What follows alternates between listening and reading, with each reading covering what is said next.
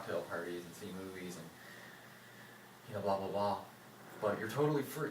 You can, you know, eat any food you want. You can utilize this house. You can utilize our resources. You can utilize our connections. You can, you know, ask questions. You know, we can provide you with resources to do what's really important to you. Than a mother or a parents who said, I love you so much, I want you to have a good education, or we want you to have what we didn't have, so, you know, you've got to study hard, you've got to do this, you've got to do this because it's good. Because freedom is way more important, because actually we're born in full love, we're born in full connection. And in true freedom and in true self-design, we will find that, you know, we will find that love, we'll feel that love, we will, if that's important to us, and so we don't actually need someone to generate life for us. We're actually born capable of breathing, and because we're born capable of breathing, we're born capable of everything else. What's actually happening is people are actually being conditioned out of that capability. Because as a child starting to walk, you know, maybe it's been easy for the parent, because the only thing they've had to do is carry the child and nurse the child and sleep with the child. So it's been easy, but now, you know, the child's starting to walk, and it's like, oh my God, this child doesn't want to be with me every moment. You know, this child's starting to explore on its own. You know, and the child starts to, you know, walk a little bit, and it starts to like sort of run across the, you know, tile floor, and you see it sort of wobbling, and you're like, oh my God, it's gonna fall. So you run and you pick that child up to protect it, to save it, to help it.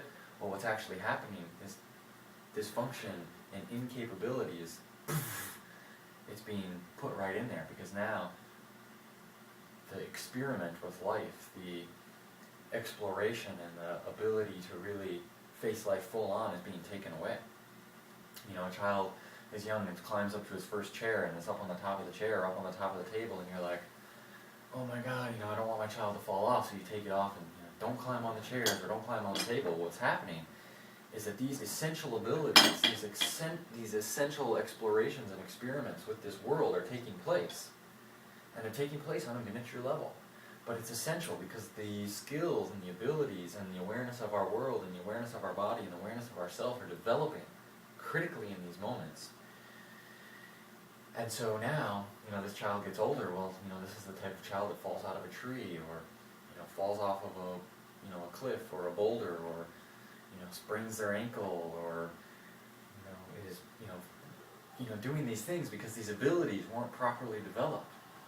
You know, it's oftentimes very common that, you know, children of athletes are normally very athletic. Well, you could look at something and you could say that, you know, DNA or whatever is playing a part of this, and so these children are naturally athletic. Well, there's some truth to that, but what's actually more true is that these children are developing athletic abilities because they are constantly involved in an athletic family. You know, parents that are athletic, so they're probably wrestling all the time, they're probably hiking, they're probably playing sports, they're outside, they're active, they're doing these things, and so these children naturally have the opportunity to really develop these abilities. And so it's really much more about the day-to-day, now life exposure to the world that's developing who we are versus what we're born with, because we're actually born in pure potential. And what's happening is we're just picking up energetics from the world around us really quick as we're evolving, as we're building up. So our energetic consciousness, our energetic idea of self and our idea about the world is building up. So as we're children, infants, laying in bed, crying because, you know, we want to be picked up and nursed, but, you know, the parents have decided that, you know, we, you know, only nurse at a certain time and we nap at a certain time, and if the child cries, they'll learn to stop crying. Well, those energetics of the world and of self are building in those moments. And so our relationship with the world is being developed in those moments of being alone or of crying out to the world just for a warm body. Those energetics are being built, and what happens is that as people become older, as they become adults, as they become children, those energetics are still a part of their core operating system, and yet they're not really aware of it. They're not really conscious that that's there. So there's many, many, many subtle but extremely impactful and powerful energetics being built every moment of a child's life.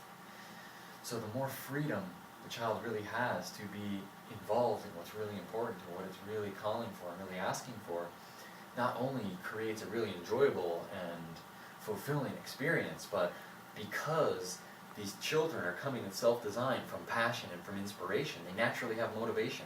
You don't need to motivate them. You don't need any tests. You don't need any, curriculums. You don't need any timetables. These children they're passionate and motivated about what they're doing because it's inspired. And because they're motivated, they're spending a lot of energy and full-on focus in this area. Because they're full-on focused and they're totally saturated in this, they evolve really quick.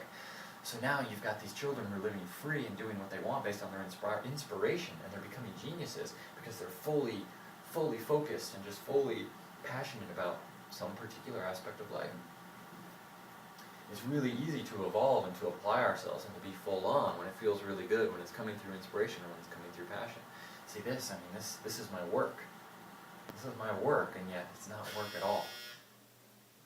And that's the divine dichotomy. That's the divine perfection.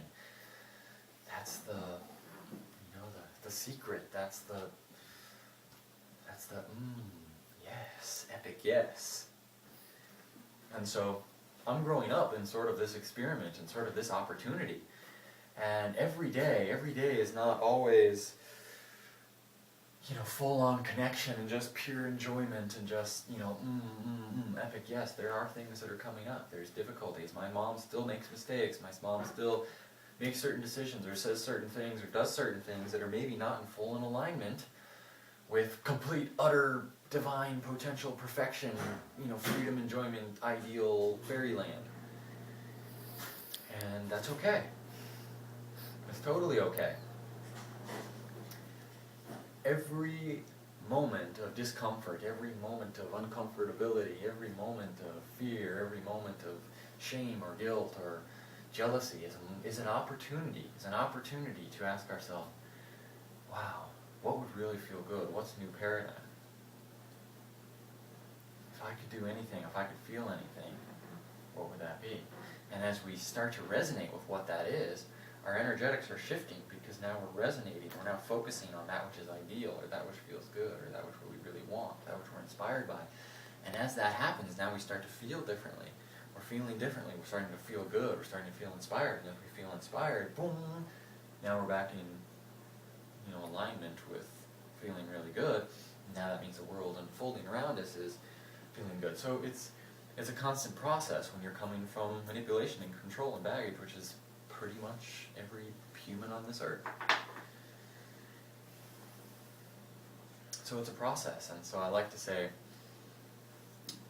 we're all dysfunctional, but we can become functionally dysfunctional versus dysfunctionally functioning. So every moment is an opportunity to breathe, be clear, remember what's important, remember our self, our essence, our truth, and embrace that. And it's all part of it, it's all okay, there's nowhere we're supposed to be, we only know what we know, but at the same time, it does just continue to feel better and feel better and feel better because we are evolving, we're consciously embracing our ideals, moment to moment, and eventually a lot of that conditioning that's been part of life for so long just disappears. It doesn't even come up anymore. We've just completely let it go, and now we're just saturated and feeling good and freedom and embrace and whatever that is, and that can all change, all depending on our ability to surrender, our ability to be vulnerable, our ability to be honest, our ability to sit in the fire, face the fear and just be in it without acting, without doing, without choosing based on that, to just sit in it and witness an acceptance of it. As we're in acceptance of it, we're now in a position to do anything with it, to be free of it, to integrate something that feels ideal, something that feels really good. And so, I've collected certain amount of conditioning, certain amount of ideas, certain amount of baggage in my life through my experience with the world. And, that's all okay, and, now it's my process to, just breathe pure potential, and every moment